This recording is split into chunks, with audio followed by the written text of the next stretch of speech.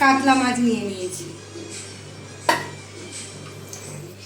এখানে রসুন, ধনেপাতা, পেঁয়াজ, একটুখানি পেঁয়াজ কুচি, দুটো কাঁচা লঙ্কা, একটু আদা, আর এখানে মুসুরির ডাল আর গোবিন্দভোগ চাল আমি ওই 2-3 ঘন্টা আগে ভিজিয়ে রেখেছি। এগুলো সব আমি পেস্ট করে দিচ্ছি। দিয়ে দিচ্ছি গন্ধরাজ লেবু,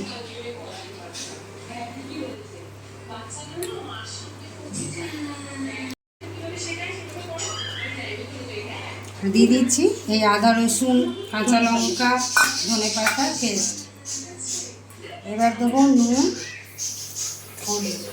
মতো নুন, হলুদ গুঁড়ো 1 চিমটি।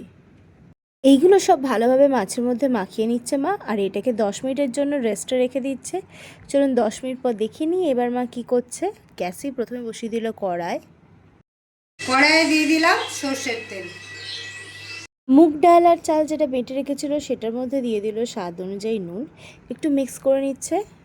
হ্যাঁ, তারপর দিয়ে দিল কাশ্মীরি মির্চ গুঁড়ো আর দিয়ে দিয়েছে 1 চিমটি চিনি। এরপর ভালোভাবে মিক্স করে নিচ্ছে, হাতের সাহায্যেই মা করে নিল। ম্যারিনেট করা মাছটা আমি এর মধ্যে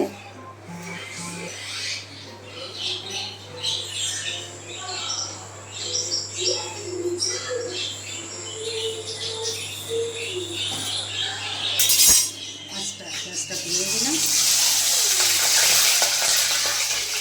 নমস্কার বন্ধুরা, দ্য বঙ্গ লাইফ বাই রূপালী চ্যানেলে আপনাদের সবাইকে স্বাগত। আজ আমি কর্নফ্লাওয়ার ব্রেড ক্রাম্ব ছাড়াই কাতলা ফ্রাই করে দেখাচ্ছি।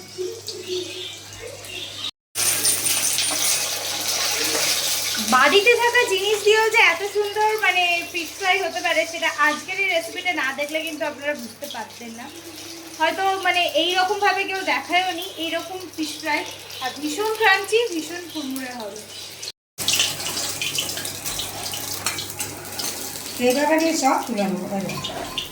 হ্যাঁ, এটা দারুণ মুচমুচে হয়, খেতেও। যারা কাতলা মাছ ভাজা খেতে চায় না এইভাবে করলে।